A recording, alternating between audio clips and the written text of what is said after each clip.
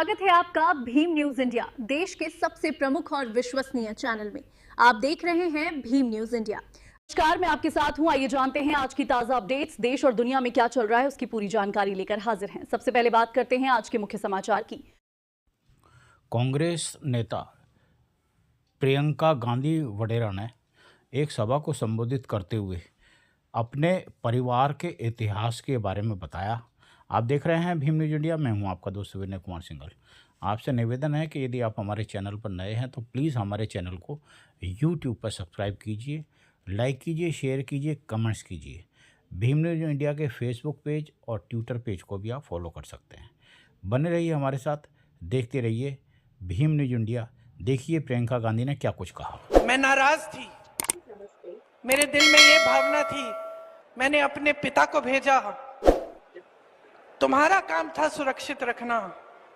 मैंने अपने पिता को हिफाजत से तुम्हारे पास भेजा और तुमने ये टुकड़े लौटा दिए मुझे, और वो टुकड़े इस झंडे में लपेटे हुए थे, देश के झंडे में। मैं नाराज थी।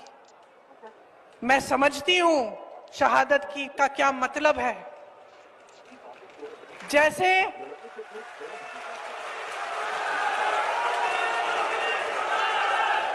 आज मैं 52 साल की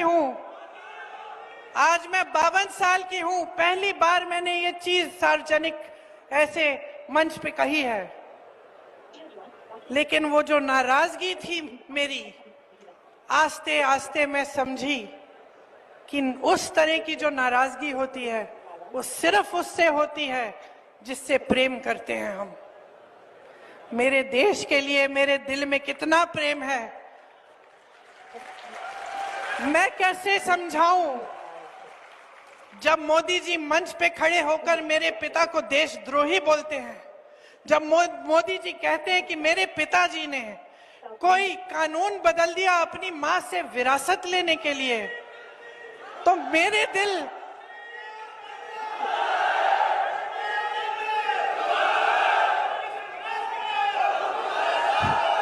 तो मोदी जी इस बात को समझ नहीं पाएंगे कि मेरे पिताजी को विरासत में धन दौलत नहीं मिली, मेरे पिताजी को विरासत में शहादत की भावना मिली।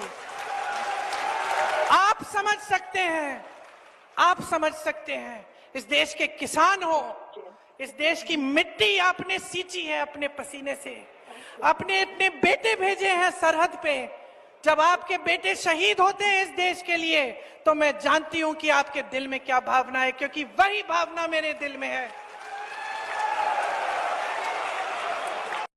भाजपा पार्टी इस दुनिया की सबसे अमीर पार्टी जरूर बन गई 5 सालों में, और ये मैं नहीं कह रही हूं, रिपोर्ट है इसकी कि दुनिया की सबसे अमीर पार्टी भाजपा तो बन गई, लेकिन किसी और ने कोई काला धन नहीं देखा इस देश में जो ये वापस ला रहे थे दुनिया से। इन्होंने कहा किसान की आय दुगनी होगी। क्या हुआ? किसान पिस रहा है, हर चीज पे आपने जीएसटी डाल दी, टैक्स आप हमारे किसानों पे डाल रहे हो और अमेरिकन किसानों के सामान पे उतार रहे हो। तो इनके वादों का क्या हुआ? एक वादा पूरा नहीं हुआ। सिर्फ बड़ी बड़ी बातें, बड़े बड़े इवेंट बाजी, महलों में दिखते हैं सेठों के साथ मोदी जी, बड़े बड़े मंचों पे दिखते हैं या रोड शो पे दिखते हैं, इतनी दूर से यूं यूं हाथ हिला रहे हैं, जनता उधर है, इधर से उधर तक सिक्योरिटी के कर्मी हैं सारे, और उधर जनता दूर से यूं यूं हाथ हिला रही है। मोदी जी हाथ हिला रहे हैं जैसे यहाँ रोहतांग के टनल में हिलाया था, कोई खड़ा नहीं है, हाथ हिला रहे हैं। कभी कष्ट तो करें जनता के बीच में आने का। एक बार आके पूछ ले कि आपकी परिस्थितियां क्या हैं। 10 साल से मैं प्रधानमंत्री हूं, मैं जानना चाहता हूं भाई तुम्हारी खेती कैसे चल रही है। यही तो परंपरा रही हमारे लोकतंत्र की।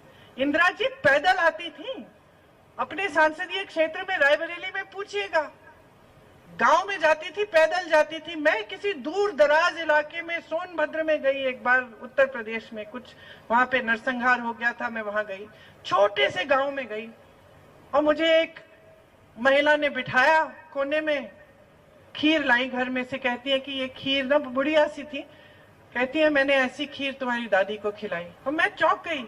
मैं खुद सोच रही थी कि दादी जी उस समय जहां यहाँ सड़क भी नहीं होगी, क्योंकि इतना दूर दराज इलाका था कि मुझे इतना कष्ट करना पड़ा वहां पहुंचने के लिए कि वो कैसे पहुंची उस जमाने में, लेकिन पहुंची। और जहां जहां मैं जाती हूं इस देश में मुझे पता चलता है कि यहाँ वो पहुंची। वो नहीं पहुंची तो नेहरू जी पहुंचे, वो नहीं पहुंचे। लेकिन आज जो परिस्थिति बन गई है उसमें हमारे प्रधानमंत्री जी ये सोचते हैं कि उनको अपनी गाड़ी से उतरकर आपसे मिलने की जरूरत ही नहीं है। वो सोचते हैं कि उनको अपने कार्य की गिनती भी नहीं सुनानी है आपको। हम लोग वोट लेने जाते थे, पिताजी के लिए प्रचार करते थे अमेठी में, तो पिताजी कहते थे, हम पूछते थे कि पिताजी क्या बोले, छोटे से थे, कहते हैं बोलो कि मैंने क्या काम किया है और क्या हम करने जा रहे हैं। हमें सिखाते थे कि ये किया है, ये किया है, ये किया है। हम बच्चे थे। ये हमारी राजनीतिक परंपरा है कांग्रेस की। और आज प्रधानमंत्री जी को लगता है कि 10 साल से हम सत्ता में हैं, भाई जनता को कुछ बताने की जरूरत नहीं है। जनता को इतना कह देते हैं कि आपके भैंस चुराए जाएंगे, आपके मंगलसूत्र चुराए जाएंगे, आपकी सारी संपत्ति कांग्रेस उठा के किसी और समुदाय को दे देगी और इसी में हमें वोट मिल जाएगा। फिर से नैया पार और फिर से 5 साल सत्ता। अपमान है जनता का, अपमान है लोकतंत्र का। नकार रहे हैं आपको। आपकी इतनी बड़ी समस्याएं हैं, कोई पूछने वाला नहीं है। किसान आंदोलन करता है, महीनों के लिए दिल्ली के बाहर बैठता है, रो रहा है। आप क्या करते हैं? बिजली बंद कर देते हैं, पानी बंद कर देते हैं और उसको देशद्रोही कहते हैं, आतंकवादी कहते हैं, खालिस्तानी कहते हैं। उसकी सुनवाई नहीं करते। लाखों किसान बैठे हुए हैं। आप सबने देखा, हम सब ने देखा ये होते हुए। मैंने तो यूपी में देखा है कि सरकारी कर्मचारी, मेरी बहनें आंदोलन कर रही थी, चुपचाप पार्क में बैठी आंदोलन कर रही थी कि हमारा मानदेय बढ़ा दीजिए। अध्यापिका थी सारी। पुलिस ने उनको पीटा, घसीट के ले गए, जेल में डाल दिया और उन पे रासुका कानून डाल दिया, देशद्रोही का दर्जा दे दिया। ये हो रहा है आज अपने देश में। नौजवान तमाम बेरोजगार हैं। 70 करोड़ नौजवान बेरोजगार हैं हमारे देश में आज। 45 सालों में इतनी बेरोजगारी इस देश ने नहीं देखी जितनी आज देख रहे हैं। और मोदी जी का क्या जवाब है? अग्निवीर। मोदी जी अग्निवीर जैसी स्कीम लाते हैं कि सेना में भी जो भर्ती होने जा रहा है, जो देश के लिए शहीद होने जा रहा है, वो भी 4 साल के लिए जाए और वापस आएगा तो बेरोजगार होगा। और भगवान ना करे शहीद हो जाए देश के लिए तो उसको शहादत का पेंशन नहीं मिलेगा, उसके माता पिता को पेंशन नहीं मिलेगा। हमने 1 रैंक 1 पेंशन की बात की। मोदी जी ने क्या कहा? 1 रैंक अलग अलग पेंशन। आज सेना में किसी का हाथ कट जाए, किसी का पांव कट जाए किसी वजह से, जंग में घर आएगा, उसको पेंशन नहीं मिलेगा डिसेबिलिटी का, वो भी काट दिया है। तो किसके लिए काम कर रहे हैं? सिर्फ अडानी जी, अंबानी जी के लिए? सिर्फ बड़े बड़े खरबपतियों के लिए सारी नीतियां बन रही हैं? देश की सारी संपत्ति सिर्फ उनके लिए? देश के हवाई अड्डे, बंदरगाह, कोयले के खदान, सब कुछ उनको दे दिए। और बदले में क्या मिला? उन्होंने मीडिया खरीदी आपके लिए, तो मीडिया चुप रहती है, आप कुछ भी करते हैं।